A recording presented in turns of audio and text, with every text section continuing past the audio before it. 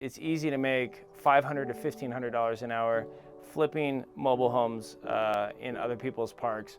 We have multiple clients that are doing that, and there's just not a lot of competition yet for those deals. Every park's got a couple of handymen or something who will buy the homes and flip them, but you don't have the organized institutional type approach that you get where it's like professional flippers for single family homes, professional apartment buy and sell guys. You have people who never would have lived in a trailer who now, because they can buy it, it becomes viable. And so you have a growing, willing tenant slash buyer pool, especially first generation immigrants who are realizing they're probably never going to be able to buy a house, and so now a manufactured home makes sense and they have a bunch of cash.